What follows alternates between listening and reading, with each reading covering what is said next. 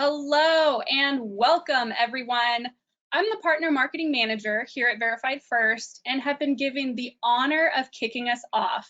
Let me tell you, you are in for a great discussion. We want to begin today's webinar on leadership lessons HR can learn from a Marine veteran by welcoming you to the series. You are listening to episode 7 of Verified First's HR at the Table series. In each episode, we interview HR leaders like you to dig into and uncover HR concepts, tips, and strategies.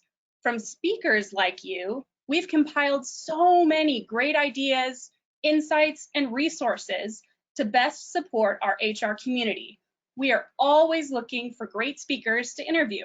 So if you're interested, get in touch with us after this webinar. If you ever want to recap the event or study up on some additional input based on insight from these discussions, check out our blog page where we deep dive into all of our HR at the Table topics. So far, we've discussed the reinvention of HR, CEO and HR alignment, the intersection of HR tech and work, maximizing your brand, tech, and talent for return, the role of culture when added into the talent and tech mix, and talent acquisition technology in today's market. We have some great webinars planned for the rest of this year, so if you enjoy this one, make sure to mark your calendars for our upcoming events to keep up to date on topics we're exploring. Now, if you've attended those previous HR at the Table episodes I mentioned, let us know. For everyone attending the live recording, go ahead and test out that chat functionality by telling us which webinars you've attended and what stuck with you. If you haven't attended one of these webinars before, guess what? You can still test out that chat functionality by letting us know where you're calling in from or maybe even what the weather is like for you today. Now, before we jump in, I just want to address some quick housekeeping items. Don't worry, I will keep it short. Remember that chat functionality we all tested out? Use it. We would love to hear the questions that you have from today's discussion, and we'll answer as many as we can throughout the webinar and at the end. For our live attendees today, if you would like to receive one SHRM and/or HRCI credit today, stay until the very end of the webinar for our post-webinar survey. This will pop up directly on your screen and will include information on how to redeem your credit. For any of our on-demand listeners today, check your email for instructions on how to redeem your credit. Also, this webinar is being recorded so that you can use it as a resource and watch it whenever you want. Now that we've gotten those housekeeping items out of the way, take it away, Ben. Well, hello and thank you and welcome to our HR at the Table, where we're going to have a nice little chat with a good friend of mine. We've built a relationship over the time, and I want to introduce to our audience today, Walt is here with me. Hey, Walt, how are you this morning? Doing well. How you doing, Ben? I'm doing awesome. Well, Walt, thanks for joining us. And, as we go in, I just want to call out really quick a big shout out. Thank you to our sponsor, Top Echelon, for sponsoring this episode of HR at the Table. And also, Walt, I got to call out to all our military veterans. I saw we have a chat here from a retired Navy Chief, Josh. Thank you for your service. Walt is a retired Marine. Thank you for your service. I personally love the military. I come from a military family. So anyone that is a veteran and everything you've done for me, for our country, thank you. And I can't think that thanks can go enough. So for those listening, thanks for tuning in. I'm really excited to be discussing about leadership lessons, and especially excited to learn from a Marine veteran that you don't have to yell at people maybe.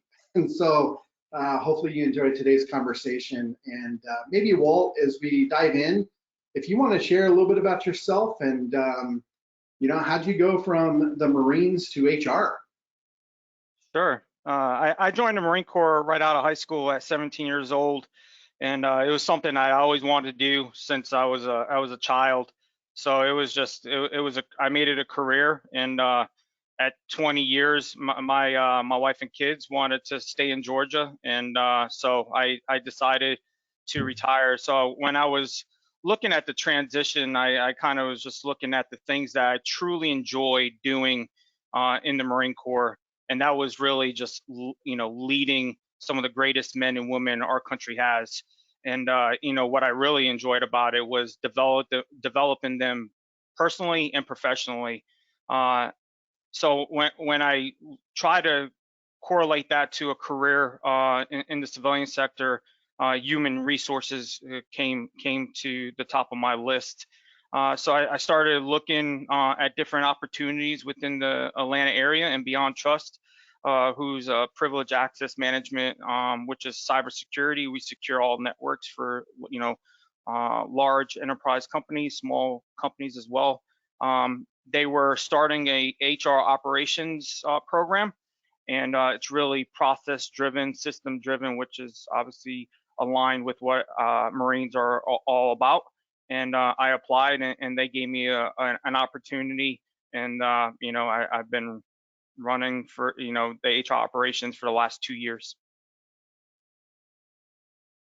Might have froze up there. I think hopefully there you are back, Walt. Yeah. So big transition from Marines to HR, and I think it's really intriguing to me, that you think about what I get from this is a little bit of your humility. I know our COO here at Verified First is a retired Marine as well. And I know we've got several other Marines on the line with us. I just got to chat here and say I'm also a Marine. And so again, everyone, thanks for your service. But I think it's really interesting the level of humility that you serve. So BeyondTrust, the cybersecurity, you obviously are the head of the operations there at BeyondTrust from an HR perspective. What was that transition like? Was it complicated? What was the learning curve like, I guess, for someone maybe looking for such a transition? It was easy because I had the support network, right? I think for a lot of veterans that are transitioning, we don't have to do it alone. There's a great support element that's out there that helps veterans with transitioning, and I certainly leaned into that community, and there was definitely veterans within the organization that I was able to lean on and help me during that time as well. So it's something that you don't have to do alone, and there's definitely people out there willing to help veterans with transitioning, and that's definitely something that I took advantage of. Yeah.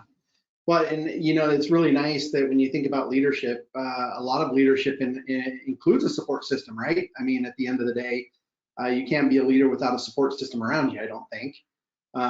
But it's interesting, from the Marines to HR, when did you start kind of connecting the dots? Is it just after like you're ready to retire, or did it happen much earlier in your military experience?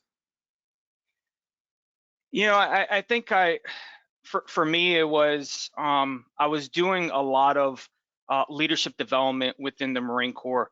So a lot of my responsibilities for the last 10 years of my career was looking at how can I develop the Marines to be great leaders, great at their job. And so I started focusing on development and what does that look like.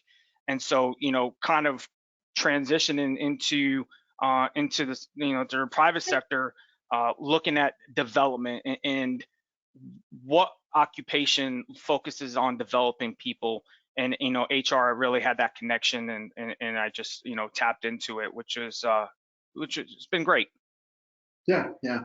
And if we ask what does leadership look like in both roles, maybe you can talk to us a little bit about how they're the same and how they're different. I think that would be an interesting perspective, maybe.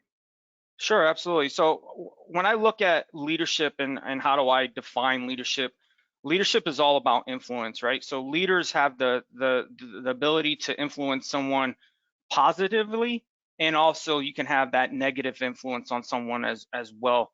And I think leadership, when you look at it, is the greatest gift that's been given to us, because if you look at it, we can really impact someone's life, right? Not just professionally, but personally.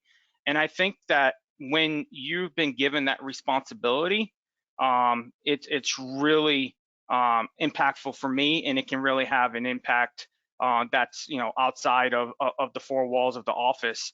And so when I looked at leadership in both roles, it's no different, right? Because leadership is all about people. It's all about influencing someone. to reach their full potential and add in value. And there's no difference in the Marine Corps or in HR or any other profession that someone may be in the private sector. Yeah, it's interesting, you kind of, when you talk about influence, for some reason, I have this YouTube video that I watched years ago of a guy in the middle of a crowd that gets up on a field and he starts dancing, and all of a sudden the entire crowd is dancing along with him. And of course, he was kind of the vulnerable one that kind of put himself out there. When you think about leadership, in both those roles, Marines and HR, how does vulnerability play a role, Walt? Yeah, that's a great question. I think leaders have to be vulnerable, because I think we have to show our teams that who we truly are, who that leader truly is, right? If we try to put on a facade, they'll see right through it. And I think authenticity is aligned with vulnerability, right? Allowing yourself to be vulnerable so you can create those deep connections, so you are able to influence those people on your team. Yeah. It's really interesting that recently I started reading a book by Brene Brown. I think it's called Dare to Lead, and she talks a lot about vulnerability and being able to be vulnerable to connect better with people. And at the end of the day, people give us their time, and that's what I'm most grateful for, or at least I strive to be most grateful for that. So definitely interesting.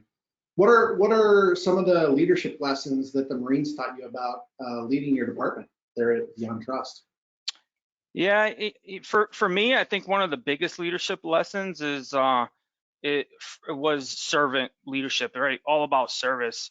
When I look at leadership, I really try to follow and model that servant leadership concept. And when you look at that, it's about putting your team before your own desires and aspirations, right? Oftentimes you see leaders that have their own agenda and are trying to accomplish certain goals within their careers, and sometimes, unfortunately, they don't see their team or put their team first. And I think when it comes to leadership, when you develop that servant leadership mentality, putting them first, creating that personal relationship with them, it can truly have a significant impact on the team and on the organization. So I think from everything that we Marines go through, or any service member goes through, we often talk about service and service to our country, but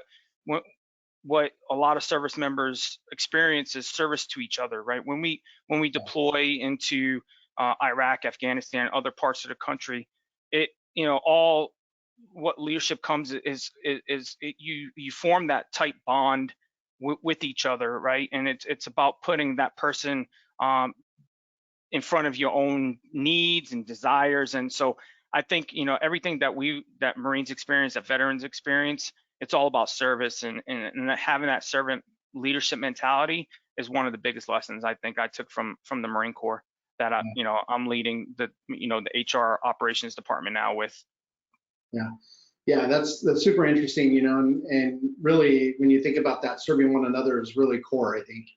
My brother was in the National Guard, retired from the National Guard, and my grandparents and a bunch of my family have been in the military. But one thing I took from my brother's example is it's like a brother and sisterhood, right? The people around him are people he deeply cares about. He's been out for, I don't know, 10 years now, and they've got great relationships, and they hang out all the time, and it's just really interesting how that connection it happens.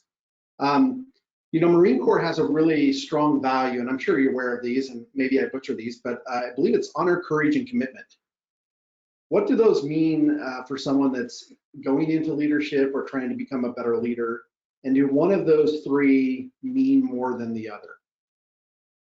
Yeah, honor, courage, commitment is obviously something that the Marines live by every day. And when we look at it and trying to define each of them, honor is about doing what is right, even when it's easy to take shortcuts, right? And within the HR profession, there's we do a lot, and we hold the standards of the organization, and sometimes it's easy to take shortcuts, right? But It's about doing what is right and not taking shortcuts, and honoring the organization and honoring the process and respecting everyone for who they are, right? Respecting everyone and their role in the organization, right? From the janitor all the way up to the CEO, everyone has an important role to play within the organization. And and I think we must honor that and honor those individuals that contribute to the organization. Sure. And then when you look at courage, right? Courage plays a big part in everyday in my role and in many people on the call today. And it's standing up for what is right despite the opposition, right? I think oftentimes HR professionals are at the table with senior executives, and they may be having conversations that they may not agree with, or they have a different view. And I think, do you have the courage to stand up and for what is right and voice your opinion despite the opposition that you may receive from senior executives? So I think that courage is something that the Marines live by, is standing up for what is right regardless of what's going on around you. And the last one is commitment, right? It is something that's been ingrained in me, and it's being committed to the mission, being committed to the organization, and being committed to the team, right? And I think when you look at it, there's not one of those core values that are more important than the other one. I think they're all in line with each other, and it's just living out those core values every day, and being intentional about living those core values out. Yeah, that's awesome. And, I kind of figured you're going to probably say that, but fortunately we have a question that came in from Camille. So for our audience that's listening, and we encourage you to submit your questions. I'm sure Walt has a good perspective. If he doesn't, he'll say, I'll get back to you, and we'll get his contact information here at the end. But Walt, from Camille, again, Camille, thank you for your question. It says, in military, you have a common mission. You go and accomplish X, right? How do you foster a common mission as a leader within an organization? That's a great question. I think when you look at it, we have a mission when, the Marines have a mission when we deploy to foreign land, right? We have an objective. Every organization has a certain thing that they're responsible for, and it's important, right? So I think as a leader, whether it's in HR operations, talent acquisition, talent management, everybody has an important role to play. And I think you have to align it with what the overall mission of the organization is. For us, at BeyondTrust, it's providing privileged access management to organizations, secure networks. And so how does HR play a part in that at BeyondTrust? And I'm constantly communicating that to my team. And the way I do it is, we are responsible for taking care of our employees, making sure that they have the right mindset to do their job so we can be an effective organization. So I think as a leader, we have to kind of communicate that to our teams constantly. What is the overall mission of the organization, and what does your role do to contribute to that? And I think it's important to communicate that frequently, whether you do that, monthly or quarterly. I think it's still important for team members to understand what role they play in the success of the organization. And when you do that, I think you kind of start to see how you align with the overall mission or objective of the organization. Yeah. I think that's really good feedback. Camille, I would agree with Walt there. Is, you really have to communicate that mission throughout the organization. Just recently, I've been involved with, a different organization that had a mission, and it wasn't clearly defined. And sometimes you go down this trail of, oh, we're going the wrong direction. Oops, you have to reset and start over. And, that obviously isn't good for organizational growth. So definitely a good question, Camille. Thank you for your question. Well, Walt, I just shift gears here a little bit. We're going to talk a little bit about techniques, maybe, as far as like leadership techniques for HR. What ways do leadership techniques vary within different fields? When you look at it, I think leadership is the same regardless of what field you serve in, right? Leadership is about influencing your team, and to reach their full potential, add value to the organization. But I think when you look at it, right, the foundation of leadership, regardless of what position you're in, the foundation of leadership is trust. It's built on trust. And why is that? I think your team needs to trust you. They need to know that they can depend on you. And when you start to build that trust within the team, it creates a whole different dynamic. And I think it's so important to build that trust. And it's not like Walt can come in to BeyondTrust today and that trust will be established, right? It takes time to build that trust.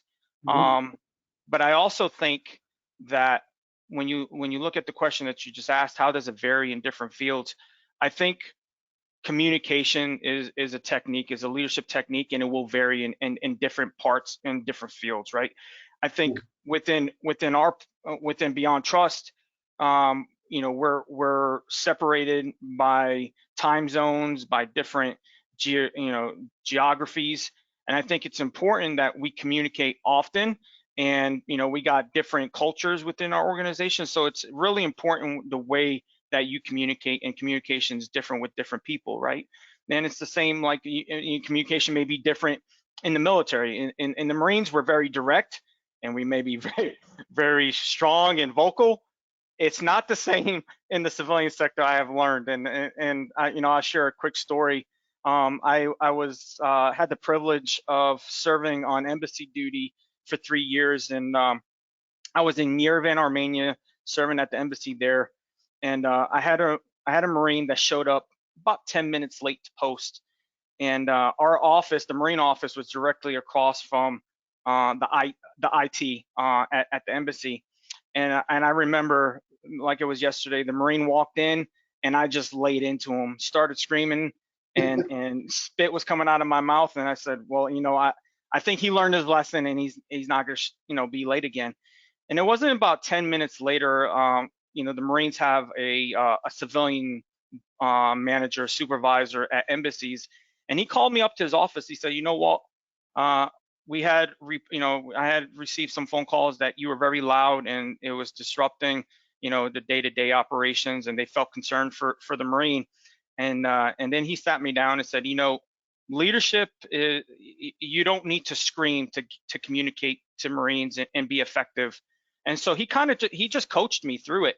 And I realized at that moment that, communicating effectively doesn't require us to scream and get angry with people because they don't respond. Some people may respond to that.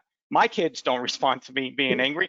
They respond to me, talking to them like human beings. So, communication does vary in different fields, certainly different in the military than it is in a private sector, and it may be different in law enforcement than, it is at BeyondTrust. So, I think communication varies from different fields, but leadership is leadership, and it doesn't change regardless of what profession you're in. That's fair, and I think that's a good assessment. When you think about the different fields and that communication style, you're absolutely spot on, and communication impacts your ability to lead. You talked a little bit about trust, and I believe, and correct me if I'm wrong, trust has to go two-way, right? It's got to be the leader that can be trusted by their team, and it's got to be the team members that can be trusted by the leader, because if it's not two-way, there's really no leadership, right? Right, absolutely. Yeah. Absolutely. So I think when you look at trust and how do you build that, and it's just following through with your word and doing things. I think, in the military, we often do team building exercises where we build that trust. But in the private sector, how do we build that trust within our teams? And I think you have to be intentional as a leader. You have to do it outside the four walls of your office, right? I think you have to get out there, do team building activities where you start to build those relationships, get to know one another, develop that relationship that ultimately builds that trust. And I think when you start to do that, you start to be an effective leader. Yeah. Well, so, leadership techniques, I guess, what leadership techniques you think are most valuable from the Marines that work in the HR space? And then I'll ask you which ones you've learned over the years that didn't work in HR. I think communication is one of those, but. Yeah, I think what I found in the HR space is communicating priorities. At BeyondTrust, we have a lot of things going on. Our HR team is small, and we support an employee population of 1,200 employees and growing. And we only have about 18 HR professionals, and I think we have 8 recruiters. So there's only so many HR team members that can support the ever growing employees at BeyondTrust. So I think for me, what I've learned is communicating your priorities, because when you think everything's a priority, then nothing's a priority, right? And I think for my team, we have so many things going on. As a leader, I have to communicate what is the highest priority so they can focus on that. Because if not, then we're just going to be running around like chickens with their heads cut off, and it's not effective, right? And then everybody's stressed out. Then you start to have some disgruntled employees. It's just not fair. So I think for us, for me, is communicating effectively as a leader, communicating what the priorities are for the organization, having them understand how that contributes to the overall objective of the organization. I think I have found as a leader to be very, very effective. And another thing that I think I have found to be effective for me, I did it in the Marine Corps, and I also do it now with my team here at BeyondTrust, is what John Maxwell calls the law of buy-in, right? I think when there's a decision point that needs to be made, oftentimes leaders just make it without, talking with their team. And I think when you can get that buy-in from your team, they're ultimately not going to make the decision. You as the leader is going to make that decision. But when you can sit your team down and say, okay, this is what we're looking at doing, and having them buy into the process or contribute to the process, they are that much more receptive and willing to put in 100% effort. So I think, getting people to buy in and communicating effectively is techniques that I have found that works at BeyondTrust with my team. Yeah, no, that's super valuable. Buy-in can be everything when you're trying to scale too, and get that extra, the 10% from the 110% we always hear about. Obviously our world is a little bit messed up today, Walt. So I'm going to be a little bit vulnerable here. And sometimes we see leadership throughout organizations, in HR, outside of HR, just organizations in general, lack diversity, equality, and inclusion. I know that's a hot topic in HR. It's a hot topic around, everything we're doing around our HR at the table, and we're going to talk about that in our September episode.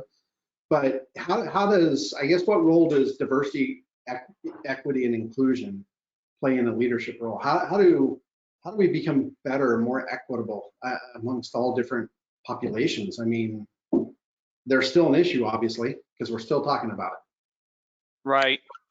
And, I kind of just put it back to the Marine Corps and what I've experienced, right? In the Marine Corps, in the Navy, Army, any service, we have people of different backgrounds, of different ethnicities.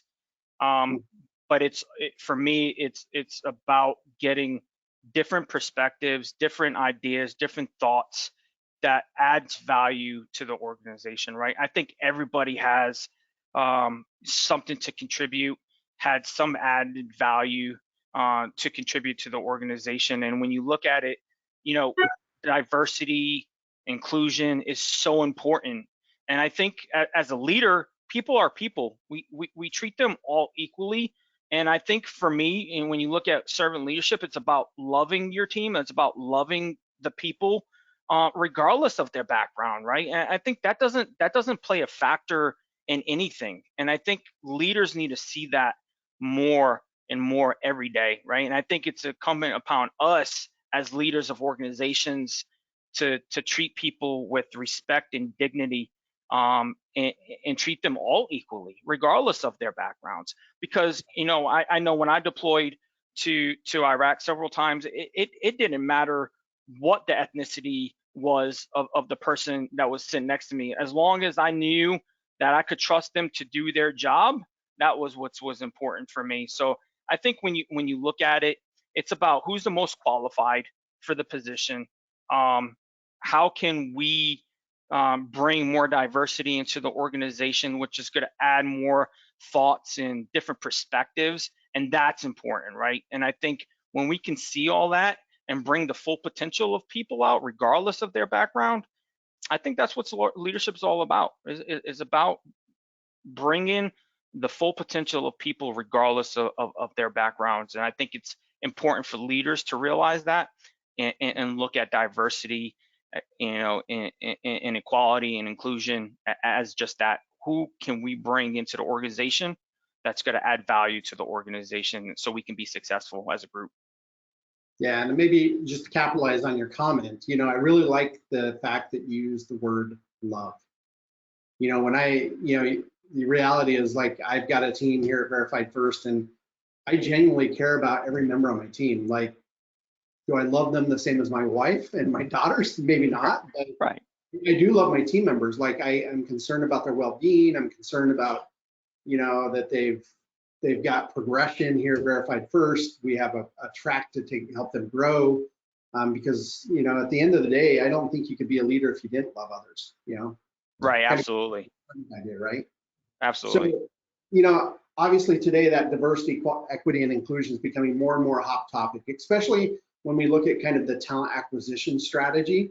I know you're more on the HR operations side of the house, but maybe before we kind of segue a little bit and talk a little bit about that, we've been doing a year-long survey, so I'm going to pop a poll question for our audience here real quick, and we'll talk about some questions.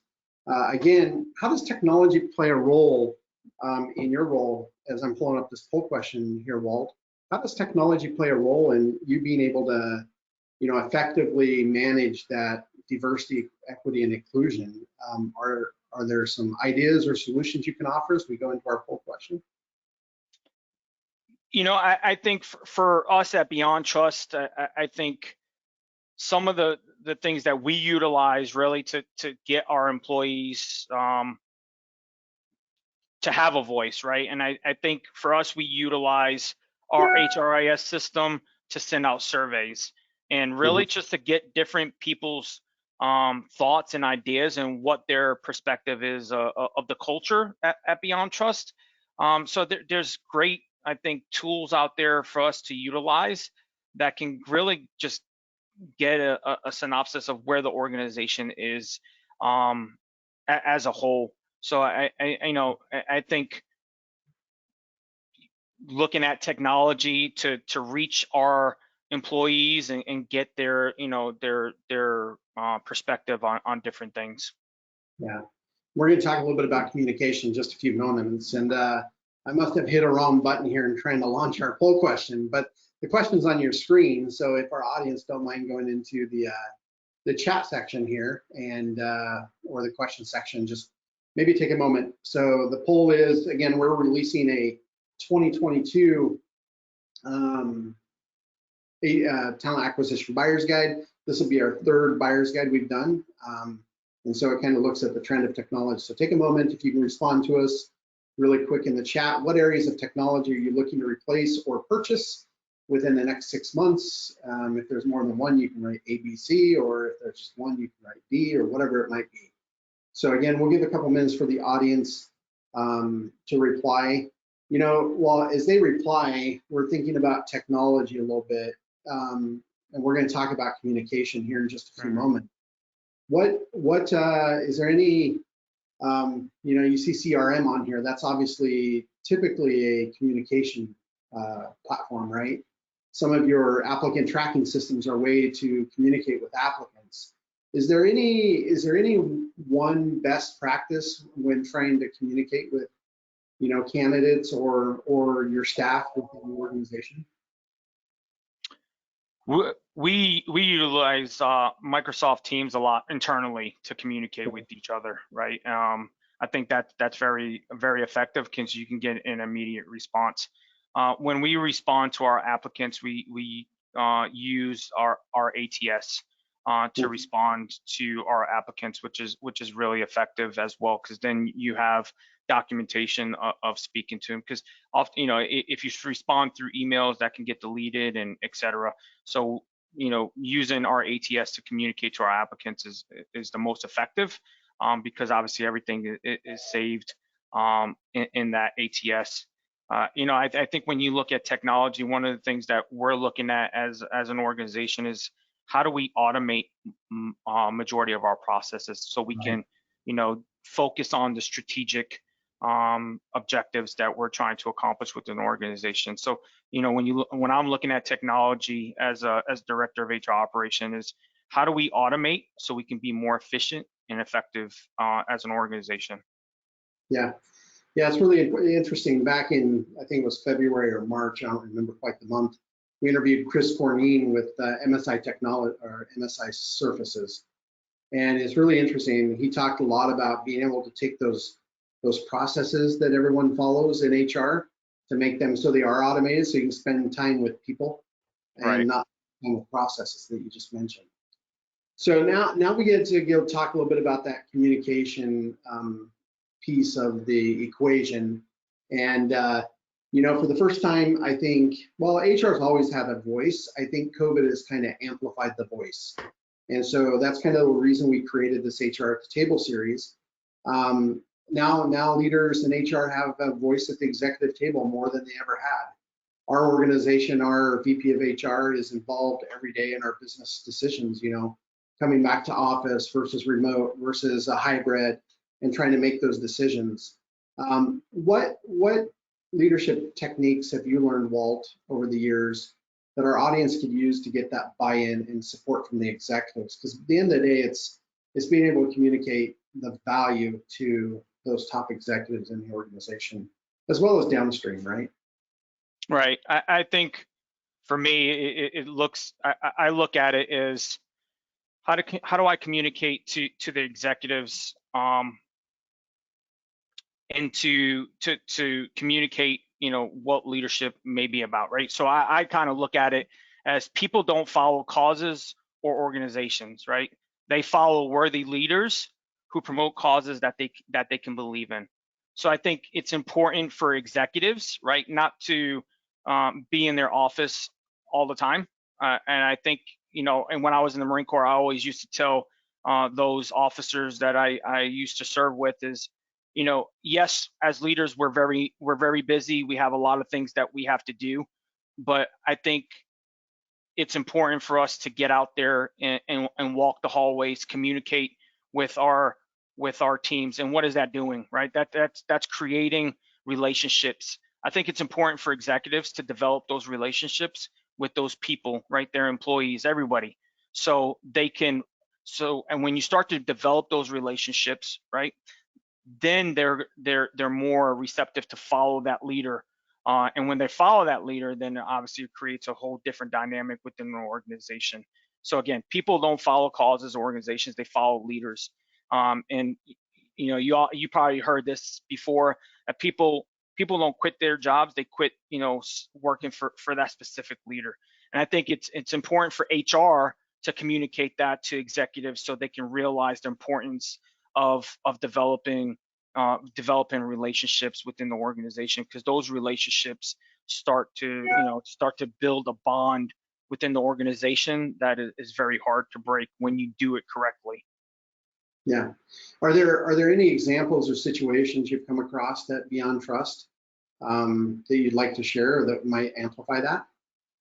Yeah, and not necessarily at BeyondTrust. I like to share just a quick story. In 2009, I was given a team to deploy to Iraq, and this team was put together. It was 13 of us, and it was, they brought them from different parts, different walks of life in the Marine Corps. It wasn't something, a team that I've had for the last 3 years. It was a team that was put together, and I had 6 months before we deployed to Iraq. So as a leader, I kind of just sat back and said, okay, how am I gonna develop these relationships so when we go into a hostile environment, I can trust that they're going to do their job, right? And so for me, it was a matter of building those relationships, being intentional about it, right? Outside of the work hours, meeting their families, so I know the wife's name, I know their kids, I know what drives them, what motivates them, what their goals are. So when I started to create that environment, it created the relationship amongst everybody, right? I think with me as the leader, and also as everybody as a team, because everybody started to get to know each other on a more personal level. Which when we eventually went, into Iraq, we had that relationship, but it required, me as the leader of the team to be intentional about developing that relationship, because ultimately they're going to follow me regardless of what the mission was in Iraq and what we were doing. They ultimately were responding to what I was asking them to do. And if I was asking them to do something, I better well know who they are as an individual and as a person, and bring everybody to collectively as a team, so we can, understand that we're going to do our job, and that everybody is going to take care of each other regardless of the circumstances overseas. Yeah. And I know overseas and in the Marine Corps is obviously maybe an extreme use of leadership, right? An extreme example.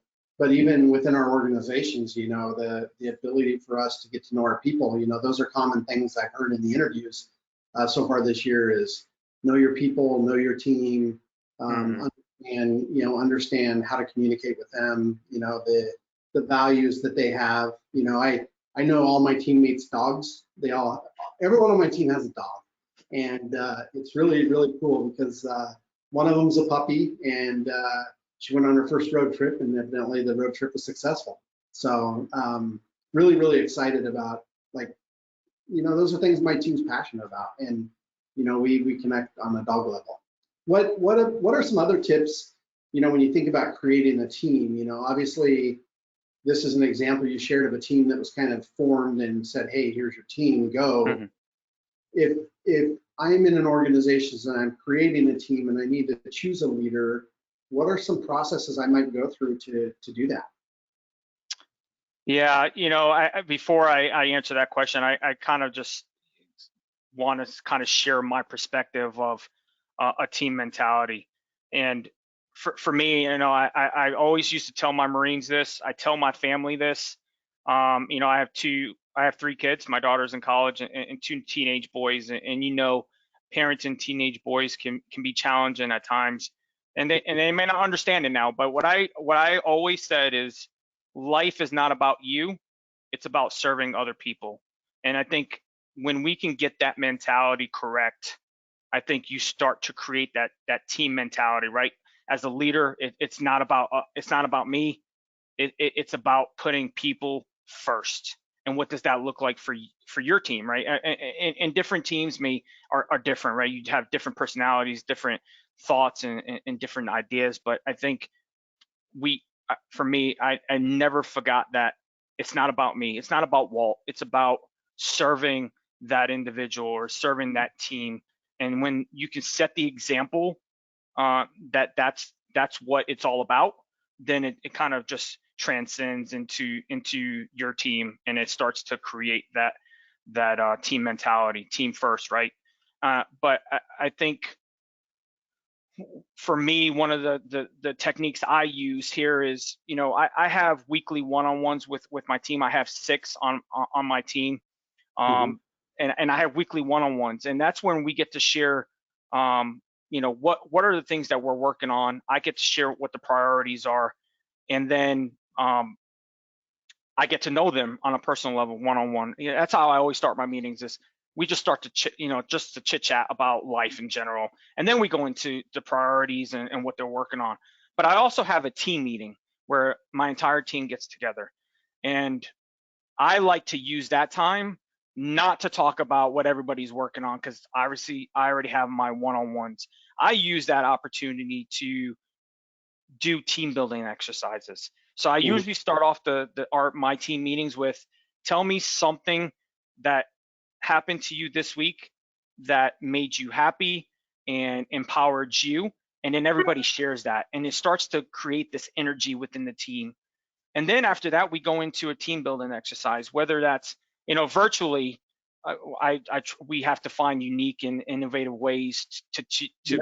build in exercises. But there's a lot of things out there on the web that you can utilize to do team building exercises. But that it's just something fun that my team looks forward to. They always share that Fridays. I hold my team meetings on Fridays. Fridays is what they look forward to because they have that team meeting, and it's not about work. It's just about spending time with each other and getting to know each other and having fun with each other. And when I started to do that, it created a different dynamic within my team and within the team, in HR, and everybody started to utilize that concept, and it started to create a different energy, a different atmosphere, which is great. Yeah. I know on our team, we've done a couple team building activities virtually, and we use an app called House Party. I'll just tell you, it was quite fun and entertaining and different. And, to the extent that we'll try to, order lunch and bring lunch into everyone or have it delivered to the door or whatever that takes, right? Right. And, sometimes that's hard to do, Walt. We get busy as leaders, you get so inundated with everything else going on, or you've got your C-level executives talking about we need to reduce our time to hire, or we need to get more people in the door so we can scale our business, or whatever those issues are. How does a leader put it all in perspective and make sure they spend the time where it matters most with their people? That's a great question. I think for me, if you take care of the team, then the team is going to do what they're supposed to do, right? And they're ultimately taking care of you. So I think for a leader, you have to constantly have that team mentality, right? That servant leadership heart.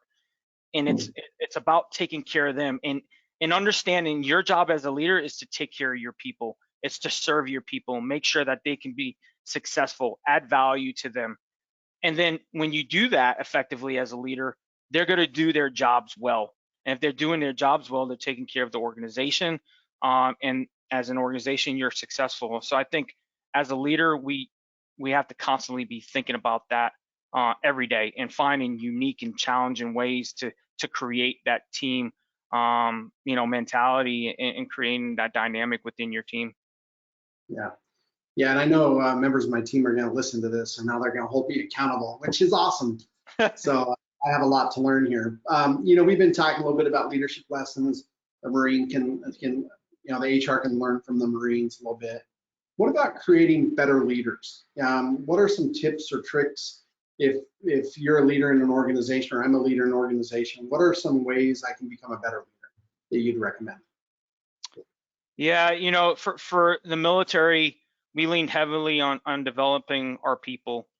We had a lot of training. We had a lot of development opportunities for us to grow and develop in our profession and as leaders as well. When I started at BeyondTrust, we didn't really have any development opportunities at all. And I think when you're looking at how do we produce leaders, you have to have development opportunities, development programs within your organizations to provide that to the leaders or people that are looking to be leaders and to I think for us, for at BeyondTrust, when I looked at it, we had to implement some development opportunities. First thing we did is looked at a mentorship program. I think mentorship is very valuable. And I think having that one-on-one relationship with somebody that is going to guide you is really going to develop that individual to be ultimately what they want to be, right? And right now, we have 10% of our employees are involved in the mentorship program and to developing the next generation of leaders. In addition to that, we implemented a frontline manager training, which we focus on how to be an effective manager and effective leader. And then most recently, we implemented a leadership development series, and it's open to all employees. If they have any interest of developing and growing as a leader, they're more than welcome to come into this leadership development series. Kind of like HR at the table. We have specific topics that we talk about each month. We have certain leaders that come in and speak about the subject. Last month, we talked about emotional intelligence and what does that mean as a leader and why is it important to have emotional intelligence as a leader. So I think for HR, we're the one, at least at BeyondTrust, we're the ones that created these development opportunities for leaders to grow in.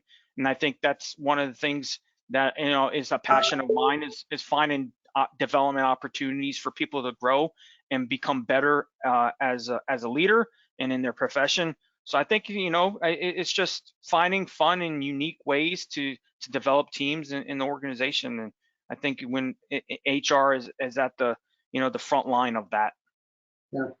You know, the Marine Corps is obviously world class in producing great leaders. You know, I know many, and you know, I guess, you know, and they're committed, right? The biggest difference there is they're leaders, but they're leaders that are committed to a cause. And you know, you mentioned earlier that people follow leaders who are committed to a cause that's worthy. Or I think that was something around those terms. How do you get behind a cause? I mean, obviously, BeyondTrust, cybersecurity firm, you know, there's a good cause there. It's keeping people safe and people's data and privacy at bay. And you know, how does, if I'm a company and I don't know, I'm selling stuff at Walmart, you know, what's the cause? How does a leader create a cause where it might not really? Maybe it does exist and I just don't understand it. That's probably the reality. I think there's something that plays a bigger role, right? I think every organization has something important to contribute to society, and Sure. as a leader, we have to find a, you know, a unique or find a way to voice that to our teams, right? What does the organization provide? And if that's selling items to Walmart, what item is it, and how does that contribute to society? Right. Yeah. And I think if you can communicate that, like, what's the bigger picture? For Marines, obviously we're defending our freedoms. That's easy to communicate. At BeyondTrust, it's easy because we're protecting you know, networks. So they're, you know, secure networks. But ultimately, what is it that your organization does? If it's, you know, if you're a small business and you're in the community, maybe that's what your bigger picture is. You know, what is it that that organization does that contributes to society, and how do you communicate that to your employees so they have buy-in, right? And I think you just have to find what it is that is important about that organization, and every organization provides value to society. It's just finding what that is, right? Yeah. Well, maybe two last questions here, Walt. I know we're coming upon our hour here, but first question is, you know, when you think about both your roles, obviously now at BeyondTrust and previously in the Marine Corps, what have they taught you about people management? How do they differ or relate one to another? Yeah, you know, managing people is not easy. But it's rewarding, right? I think everyone's different. You know, you have kids, I have kids. Yeah. You're not going to raise your kids the same way. They're all different. It's the same with people on your team and leading different people. They're all different, but it's great, right? That I think that's what is so fun about leading people, because there's never going to be, you know, 2 consecutive days that are going to be great, because you're dealing with people, and people have emotions and they have personalities. But I think what is great about it is you're never going to see the impact that you have on someone's life, because as a leader, you're really getting to develop a relationship and really inspiring them to achieve great things. And you know, they're going to move on to do bigger and better things, and you may never communicate with them, but the words that you said to them or the actions that they may remember is going to have a lasting impact on their life. And I think as a leader, we must always constantly remember that, because it may be years later that they communicate like, hey, I just wanted to reach out and thank you because you really changed the trajectory of my life. Now, I've had those, you know, with Marines that reached out, but I think that's what drives me as a leader, because we really can have a significant impact on someone's life. And I think that's, you know, what I have learned about leadership. And regardless if I'm a Marine or a director of HR operations, it's about people and inspiring them to reach their full potential. And I think when you do that, regardless. If you ever see the results, you continue to do that. Yeah. So last question, is, you think yourself as a leader and, you're a CHRO or whatever your role is within HR that are listening as an audience. What are some of the steps you'd recommend, Walt, to making sure that they claim their seat at the table, at the executive table? They've been heard because of COVID and what to do, not to do, and how to communicate throughout the organization. But COVID eventually is going to go past us, maybe somehow. And how do they maintain the seat? What are some steps they can take to claim their seat at the table as an important value add to the organization ecosystem?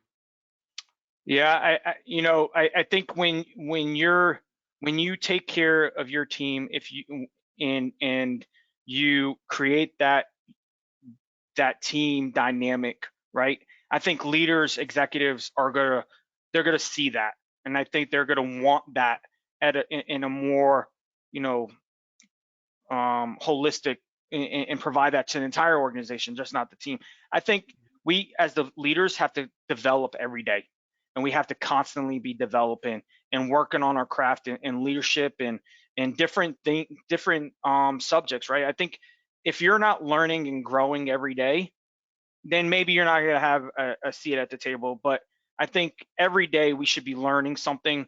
We should be developing and growing as a leader and in your profession and whatever that may be, and putting people first. If we can constantly lead people effectively and show them that we care and that we love them, there's that word again, that we love them, and we show that every single day, I think you will be at the table because you'll be a great leader that people want to follow.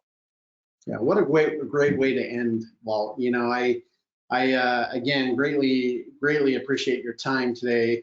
For those of you, I know I saw someone comment that they're looking for your contact info in case they want to ask you about communication. It's on the screen. You can reach out to Walt.